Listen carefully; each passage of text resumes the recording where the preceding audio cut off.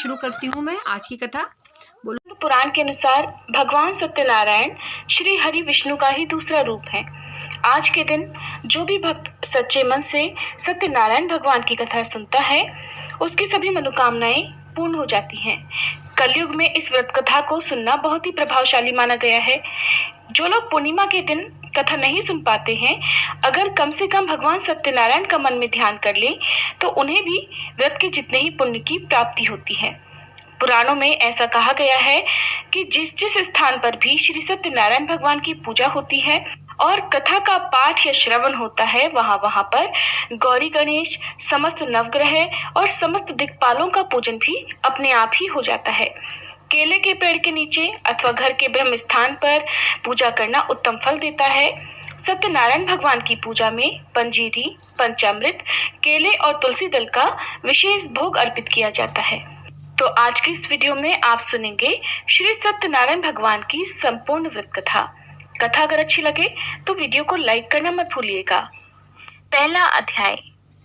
एक समय नैमिषारण्य तीर्थ में शौनक आदि सभी ऋषियों और मुनियों ने पुराण शास्त्र के वेत्ता श्री सूत जी महाराज से पूछा, हे महामुने, किस व्रत अथवा तपस्या से मनोवांछित फल प्राप्त होता है, उसे हम सब सुनना चाहते हैं।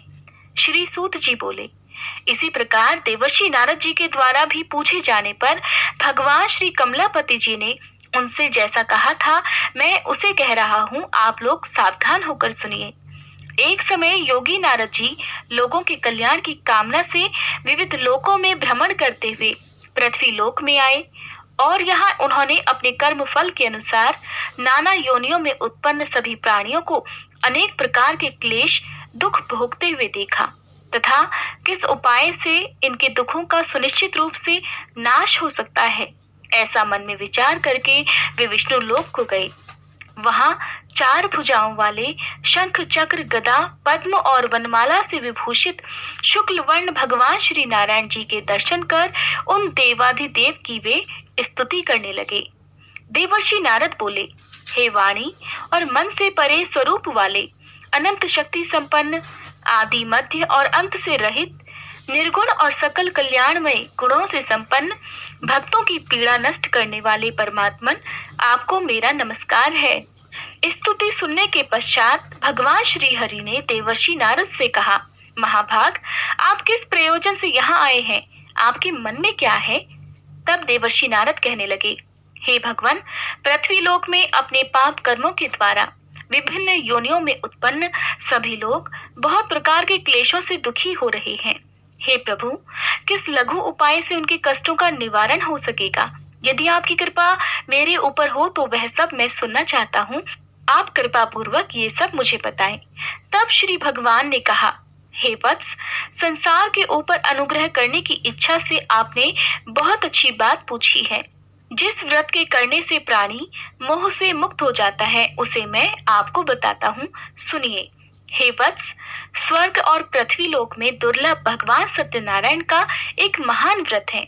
आपके स्नेह के कारण इस समय मैं उसे कह रहा हूँ। अच्छी प्रकार विधि विधान से भगवान सत्यनारायण जी का व्रत करके मनुष्य शीघ्र ही सुख प्राप्त कर परलोक में मोक्ष प्राप्त कर सकता है। भगवान की ऐसी वाणी सुनकर देवर्षि नारद कहने लगे, हे प्रभु, इस व्रत को करने का फल क्या है? इसका विधान क्या है? इस व्रत को किसने किया और इसे कब करना चाहिए, ये सब भी विस्तार पूर्वक बतलाइए।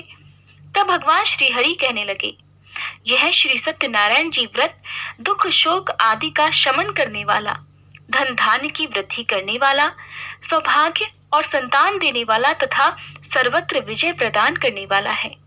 जिस किसी भी दिन भक्ति और श्रद्धा से समन्वित होकर मनुष्य ब्राह्मणों और बंधु बांधवों के साथ धर्म में तत्पर होकर सायंकाल में भगवान श्री सत्यनारायण जी की पूजा करे, नैवेद्य के रूप में उत्तम कोटि के भोजनी पदार्थों को सवाया मात्रा में भक्ति पूर्वक अर्पित करना चाहिए।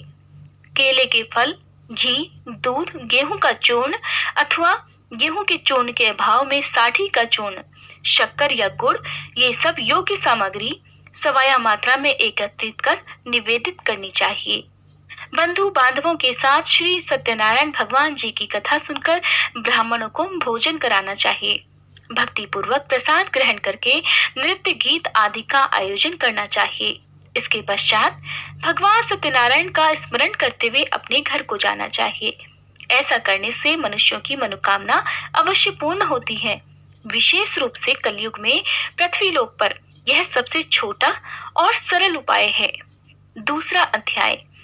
श्री सूत जी ने कहा, हे ऋषियों, जिन्होंने पहले समय में इस व्रत को किया है उसका इतिहास भी बताता हूँ, आप सब ध्यान पूर्वक सुने। सुंदर काशीपुरी नगरी में एक अत्यंत निर्धन ब्राह्मण रहता था। वह ब्राह्मण भूख और प्यास से बेचैन होकर पृथ्वी पर घूमता रहता था। ब्राह्मणों से प्रेम करने वाले श्री विष्णु जी ब्राह्मण को देखकर एक दिन बूढ़े ब्राह्मण का रूप धारण कर ब्राह्मण के पास जाकर आदर के साथ पूछने लगे, हे विप्रदेव, तुम नित्य ही दुखी होकर पृथ्वी पर क्यों घूमते हो? तब उस ब्राह्मण ने कहा, मैं भिक्षा के लिए पृथ्वी पर विचरता हूँ। हे भगवान, यदि आप इससे छुटकारा पाने का कोई उपाय जानते हो तो कृपा कर मुझे बताएं। वृद्ध ब्राह्मण का रूप धारण किए श्री विष्णु जी ने कहा, हे ब्राह्मण, श्री सत्यनारायण भगवान मनोवांछित फल देने वाले हैं, इसलिए तुम उनका पूजन करो। इससे मनुष्य सब दुखों से मुक्त हो जाता है। ब्राह्मण को व्रत का सारा विधान बताकर बूढ़े ब्राह्मण का रूप धारण करने वाले श्री भगवान जी अंतर ध्यान हो गए। जिस व्रत को वृद्ध ब्राह्मण ने बताया है, मैं उसे अवश्य करूंगा, ऐसा निश्चय कर वह ब्राह्मण घर चला गया। अगले दिन वह जल्दी उठा और श्री सत्यनारायण जी का व्रत करने का निश्चय कर भिक्षा मांगने के लिए चल दिया। उस दिन उसको भिक्षा में बहुत सारा धन मिला, जिससे उसने पूजा का सामान खरीदा और घर आकर अपने बंधु बांधवों के साथ श्री सत्यनारायण जी का व्रत किया। ऐसा करने से वह ब्राह्मण सब दुखों से छूटकर अनेक प्रकार की सुख समृद्धियों से युक्त हुआ। तभी से वह ब्राह्मण हर मास यह व्रत करने लगा। इसी प्रकार श्री सत्यनारायण जी के व्रत को जो शास्त्र विधि के अनुसार करेगा, वह सब पापों से मुक्त होकर मोक्ष को प्राप्त हो जाएगा। आगे भी जो मनुष्य पृथ्वी पर श्री सत्यनारायण जी का व्रत करेगा, वह सब दुखों से छूट जाएगा। इस तरह नारद जी से सत्यनारायण भगवान का कहा हुआ व्रत मैंने आपसे कहा। तब ऋषियों ने कहा, हे मुनीश्वर, संसार में इस विप्र से सुनकर किस किसने इस व्रत को किया, यह भी हम सब सुनना चाहते हैं। तब श्री सूत जी महाराज कहने लगे, हे मुनियों, जिस जिस प्राणी ने इस व्रत को किया है उन सब की कथा भी सुनो। एक समय वह ब्राह्मण धन और ऐश्वर्य के अनुसार बंधु बांधवों के साथ व्रत पूजन कर रहा था कि उसी समय एक लकड़हारा आया। उसने लकड़ियां बाहर रख दी और ब्राह्मण के घर में चला गया। प्यास से व्याकुल लकड़हारे ने ब्राह्मण को व्रत करते हुए देखा तो वह अपनी प्यास को भूल गया। उसने ब्राह्मण को नमस्कार किया और पूछा, हे ब्राह्मण देवता, आप यह किसका पूजन कर रहे हैं? इस व्रत को करने से क्या फल मिलता है, कृपया कर मुझे भी बताएं। तब ब्राह्मण ने कहा, सब मनोकामनाओं को पूर्ण करने वाला यह श्री सत्यनारायण जी का व्रत है। इनकी ही कृपा से मेरे यहाँ धन धान्य आदि की वृद्धि हुई है। विप्र से इस व्रत के बारे में जानकर वह लकड़हारा बहुत प्रसन्न हुआ। भगवान का चरणामृत लेकर और भोजन करने के बाद वह अपने घर को चला गया। अगले दिन लकड़हारे ने अपने मन में निश्चय किया कि आज गांव में लकड़ी बेचने से जो भी धन मिलेगा, मैं उसी से भगवान सत्यनारायण का उत्तम व्रत करूंगा। ऐसा मन में विचार कर वह लकड़हारा लकड़ियां लेकर अपने सिर पर रखकर जिस नगर में धनवान लोग रहते थे वहां चला गया। उस दिन लकड़हारे को लकड़ियों के बदले चौगुने दाम मिले। अब वह बूढ़ा लकड़हारा बहुत प्रसन्न होकर पके केले, शक्कर, शहद, घी, दूध, दही और गेहूं का चूर्ण इत्यादि श्री सत्यनारायण भगवान के व्रत की सभी सामग्री लेकर अपने घर आ गया। फिर उसने अपने बंधु बांधवों को बुलाकर विधि विधान के साथ भगवान की पूजा और व्रत किया। उस व्रत के प्रभाव से वह बूढ़ा लकड़हारा धन, पुत्र आदि से युक्त हुआ और संसार के समस्त सुख भोग कर वैकुंठ को चला गया। तीसरा अध्याय। श्री सूत जी ने कहा, हे श्रेष्ठ मुनियों, अब एक और कथा कहता हूँ। पूर्व काल में उल्कामुख नाम का एक बुद्धिमान राजा था। वह सत्य वक्ता और जितेंद्रिय था। प्रतिदिन मंदिरों में जाता और गरीबों को धन देकर उनके कष्ट दूर किया करता था। उसकी पत्नी सुंदर और सती साध्वी थी। भद्रशिला नदी के तट पर उन दोनों ने श्री सत्यनारायण भगवान जी का व्रत किया। साधु नामक एक वैश्य राजा को व्रत करते देखकर उनसे पूछने लगा, हे राजन, भक्ति युक्त मन से आप यह क्या कर रहे हैं? मेरी सुनने की इच्छा है। तब महाराज उल्कामुख ने कहा, हे साधु वैश्य, मैं अपने बंधु बांधवों के साथ संतान प्राप्ति के लिए महाशक्तिमान सत्यनारायण भगवान जी का व्रत और पूजन कर रहा हूँ।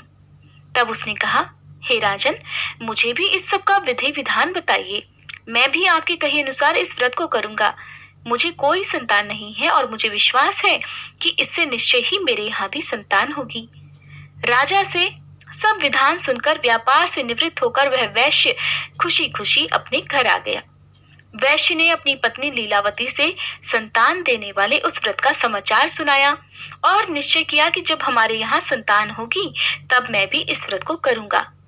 एक दिन उसकी पत्नी लीलावती सांसारिक धर्म में प्रवृत्त होकर गर्भवती हो गई। उसने एक सुंदर कन्या को जन्म दिया। कन्या का नाम कलावती रखा गया। इसके बाद लीलावती ने अपने पति को याद दिलाया कि आपने जो भगवान का व्रत करने का संकल्प लिया था, अब आप उसे पूरा कीजिए। साधु वैश्य ने कहा, हे प्रिय, मैं कन्या के विवाह पर इस व्रत को अवश्य करूंगा। इस प्रकार अपनी पत्नी को आश्वासन देकर वह व्यापार करने चला गया। काफी दिनों के बाद वह लौटा तो उसने नगर में सखियों के साथ अपनी पुत्री को खेलते देखा। वैश्य ने तुरंत कलावती के लिए कोई सुयोग्य वर की तलाश की। कंचन नगर के एक सुयोग्य वणिक पुत्र से अपने बंधु बांधवों सहित प्रसन्न मन से अपनी पुत्री का विवाह उसके साथ कर दिया। वैश्य विवाह के समय भी सत्यनारायण भगवान का व्रत करना भूल गया। इस पर श्री सत्यनारायण भगवान की लीला हुई। अपने कार्य में कुशल साधु नामक वैश्य अपने जमाता सहित नाव को लेकर व्यापार करने के लिए समुद्र के समीप स्थित रत्नसारपुर नगर में गया। दोनों ससुर और जमाई राजा चंद्रकेतु के नगर में व्यापार करने लगे। एक दिन भगवान सत्यनारायण की माया से प्रेरित एक चोर राजा का धन चुराकर भागा जा रहा था। राजा के दूतों को अपने पीछे आते देखकर चोरों ने घबराकर राजा के धन को उनकी नाव में रखा और भाग गए, जहां ससुर और जमाई थे। राजा के दूतों ने जब धन को उनकी नाव में रखा देखा तो पकड़कर राजा के पास जाकर कहने लगे, महाराज, हम ये दो चोर पकड़कर लाए हैं, आप आज्ञा दीजिए। राजा ने कारागार में डालने की आज्ञा दे दी। इस प्रकार राजा की आज्ञा से उनको कठिन कारावास में डाल दिया गया तथा उनका सारा धन भी ले लिया गया। सत्यनारायण भगवान जी की लीला के अनुसार साधु वैश्य की पत्नी लीलावती और पुत्री कलावती भी घर पर बहुत दुखी हुई। उनके घर में रखा हुआ सारा धन चोर चुरा कर ले गए। एक दिन शारीरिक और मानसिक पीड़ा से और भूख प्यास से अति दुखित होकर भोजन की चिंता में कलावती एक ब्राह्मण के घर गई। उसने श्री सत्यनारायण भगवान का व्रत होते देखा। उसने कथा सुनी और प्रसाद ग्रहण कर रात को घर आई। तब माता ने कलावती से पूछा, हे पुत्री, तू अब तक कहाँ रही और तेरे मन में क्या है? तब कलावती कहने लगी, हे माता, मैंने श्री सत्यनारायण भगवान का व्रत होते देखा है। तब कलावती के वचन सुनकर लीलावती ने सत्यनारायण भगवान जी के पूजन की तैयारी की। उसने परिवार और बंधु बांधवों सहित मिलकर श्री सत्यनारायण भगवान जी का पूजन और व्रत किया और मनोकामना मांगी कि मेरे पति और दामाद शीघ्र ही घर लौट आए। साथ ही उसने प्रार्थना भी की कि हे प्रभु, हम सबके अपराध क्षमा कीजिए। श्री सत्यनारायण भगवान जी इस व्रत से संतुष्ट हो गए। उन्होंने राजा चंद्रकेतु को स्वप्न में दर्शन देकर कहा, हे राजन, जिन दोनों वैश्यों को तुमने बंदी बना रखा है वे निर्दोष है, उन्हें प्रातःकाल ही छोड़ देना। राजा से ऐसा कहकर भगवान अंतर्ध्यान हो गए। प्रातःकाल राजा चंद्रकेतु ने सभा में सभी को अपना स्वप्न सुनाया और सैनिकों को आज्ञा दी कि दोनों को कारागार से मुक्त कर सभा में लाया जाए। दोनों ने आते ही राजा को प्रणाम किया। तब राजा उनसे कहने लगा, हे महानुभावों, तुम्हें अज्ञानतावश ऐसा दुख प्राप्त हुआ है। अब तुम्हें कोई भय नहीं है, अब तुम दोनों मुक्त हो। ऐसा कहकर राजा ने उन्हें नए नए वस्त्र आभूषण दिए और उनका जितना धन लिया था उसे दोगुना कर उन्हें आदर और सम्मान से विदा कर दिया। इस प्रकार दोनों वैश्य अपने घर को चल दिए। चौथा अध्याय। श्री सूत जी ने कहा, वैश्य और उसके जमाई ने मंगलाचार करके यात्रा आरंभ की और अपने नगर की ओर चल पड़े। थोड़ी ही दूर आगे बढ़े थे कि एक दंडी वेशधारी श्री भगवान जी उन्हें मिले और उनसे पूछने लगे, हे वैश्य, तेरी नाव में क्या है? अभिमानी वणिक हंसता हुआ कहने लगा, हे दंडी, आप क्यों पूछते हैं? क्या धन लेने की इच्छा है?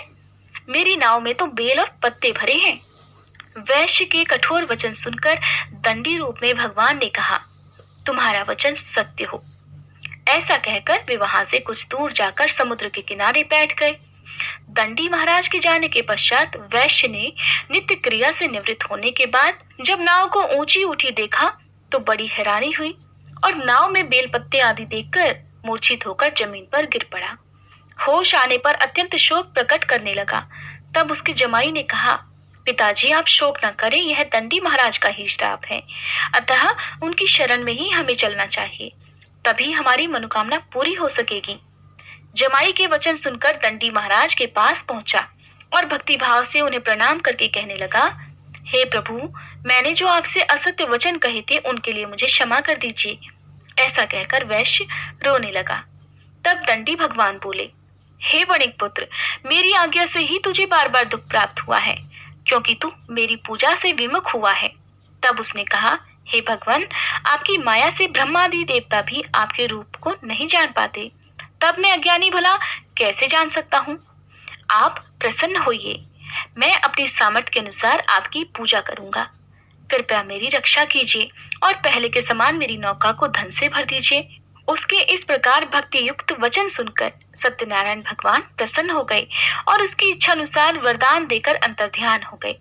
तब ससुर और जमाई दोनों ने नाव पर आकर देखा कि नाव तो धन से भरी हुई थी। फिर वह भगवान सत्यनारायण जी का पूजन कर अपने जमाई सहित अपने नगर की ओर चल पड़ा। जब वह अपने नगर के निकट पहुंचा तब उसने एक दूत को अपने घर भेज दिया।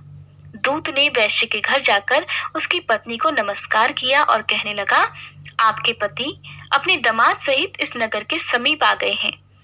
लीलावती और उसकी कन्या कलावती उस समय भगवान का पूजन कर रही थी। दूत का वचन सुनकर साधु की पत्नी ने बड़े हर्ष के साथ सत्यदेव का पूजन पूर्ण किया और अपनी पुत्री से कहने लगी, मैं अपने पति के दर्शन को जाती हूँ, तू भी पूजा समाप्त कर शीघ्र आ जाना। परंतु कलावती पूजन और प्रसाद छोड़कर जल्दी जल्दी अपने पति के दर्शन करने के लिए चली गई, परंतु उसको पति के दर्शन प्राप्त ही नहीं हुए। नौका को डूबा हुआ और कन्या को रोती हुई देखकर वैश्य दुखी होकर कहने लगा, हे प्रभु, मुझसे या मेरे परिवार से जो भूल हुई है उसे क्षमा कीजिए। इस प्रकार वह रोने लगा। उसके दीन वचन सुनकर सत्यनारायण भगवान फिर से प्रसन्न हो गए। तभी आकाशवाणी हुई, हे वैश्य, तेरी कन्या प्रसाद छोड़कर आई है, इसका पति इसी कारण अदृश्य हो गया है। अब यदि तेरी कन्या घर जाकर प्रसाद खाकर लौटे तो इसका पति इसे अवश्य मिल जाएगा। आकाशवाणी सुनकर कलावती ने घर पहुंचकर पूजन विधिवत समाप्त किया और प्रसाद ग्रहण करके अपने पति के दर्शन किए। तत्पश्चात वैश्य ने वहीं बंधु बांधवों सहित भगवान सत्यनारायण का विधि पूर्वक पूजन किया और वह इस लोक के सभी सुख भोगकर अंत में स्वर्गलोक को चला गया। 5वां अध्याय। श्री सूत जी ने आगे कहा, हे ऋषियों, मैं एक और कथा भी कहता हूँ। प्रजा पालन में लीन तुंगध्वज नाम का एक राजा रहा करता था। उसने भगवान सत्यनारायण का प्रसाद त्याग कर बहुत दुख पाया। एक समय राजा वन में वन्य पशुओं को मारकर बड़ के वृक्ष के नीचे आया। वहां उसने ग्वालों को भक्ति भाव से बंधु बांधवों सहित श्री सत्यनारायण जी का व्रत पूजन करते देखा, परंतु राजा ये सब देखकर भी अभिमानवश न तो वहां गया और न ही सत्यनारायण भगवान को प्रणाम किया। जब ग्वालों ने भगवान जी का प्रसाद उसके सामने रखा तो वह प्रसाद त्याग कर अपने नगर को चला गया। इस प्रकार वह रोने लगा। उसके 3 वचन सुनकर सत्यनारायण भगवान फिर से प्रसन्न हो गए। तभी आकाशवाणी हुई, हे वैश्य, तेरी कन्या प्रसाद छोड़कर आई है, इसका पति इसी कारण अदृश्य हो गया है। अब यदि तेरी कन्या घर जाकर प्रसाद खाकर लौटे तो इसका पति इसे अवश्य मिल जाएगा। आकाशवाणी सुनकर कलावती ने घर पहुंचकर पूजन विधिवत समाप्त किया और प्रसाद ग्रहण करके अपने पति के दर्शन किए। तत्पश्चात वैश्य ने वहीं बंधु बांधवों सहित भगवान सत्यनारायण का विधि पूर्वक पूजन किया और वह इस लोक के सभी सुख भोगकर अंत में स्वर्गलोक को चला गया। 5वां अध्याय। श्री सूत जी ने आगे कहा, हे ऋषियों, मैं एक और कथा भी कहता हूँ। प्रजा पालन में लीन तुंगध्वज नाम का एक राजा रहा करता था। उसने भगवान सत्यनारायण का प्रसाद त्याग कर बहुत दुख पाया। एक समय राजा वन में वन्य पशुओं को मारकर बड़ के वृक्ष के नीचे आया। नारायण भगवान प्रसन्न हो गए और उसकी इच्छा अनुसार वरदान देकर अंतर्ध्यान हो गए। तब ससुर और जमाई दोनों ने नाव पर आकर देखा कि नाव तो धन से भरी हुई थी। फिर वह भगवान सत्यनारायण जी का पूजन कर अपने जमाई सहित अपने नगर की ओर चल पड़ा। जब वह अपने नगर के निकट पहुंचा तब उसने एक दूत को अपने घर भेज दिया। दूत ने वैश्य के घर जाकर उसकी पत्नी को नमस्कार किया और कहने लगा, आपके पति अपने दामाद सहित इस नगर के समीप आ गए हैं। लीलावती और उसकी कन्या कलावती उस समय भगवान का पूजन कर रही थी। दूत का वचन सुनकर साधु की पत्नी ने बड़े हर्ष के साथ सत्यदेव का पूजन पूर्ण किया और अपनी पुत्री से कहने लगी, मैं अपने पति के दर्शन को जाती हूँ, तू भी पूजा समाप्त कर शीघ्र आ जाना। परंतु कलावती पूजन और प्रसाद छोड़कर जल्दी जल्दी अपने पति के दर्शन करने के लिए चली गई, तो उसको पति के दर्शन प्राप्त ही नहीं हुए। नौका को डूबा हुआ और कन्या को रोती हुई देखकर वैश्य दुखी होकर कहने लगा, हे प्रभु, मुझसे या मेरे परिवार से जो भूल हुई है उसे क्षमा कीजिए। इस प्रकार वह रोने लगा। उसके दीन वचन सुनकर सत्यनारायण भगवान फिर से प्रसन्न हो गए। तभी आकाशवाणी हुई, हे वैश्य, तेरी कन्या प्रसाद छोड़कर आई है, इसका पति इसी कारण अदृश्य हो गया है। अब यदि तेरी कन्या घर जाकर प्रसाद खाकर लौटे तो इसका पति इसे अवश्य मिल जाएगा। आकाशवाणी सुनकर कलावती ने घर पहुंचकर पूजन विधिवत समाप्त किया और प्रसाद ग्रहण करके अपने पति के दर्शन किए।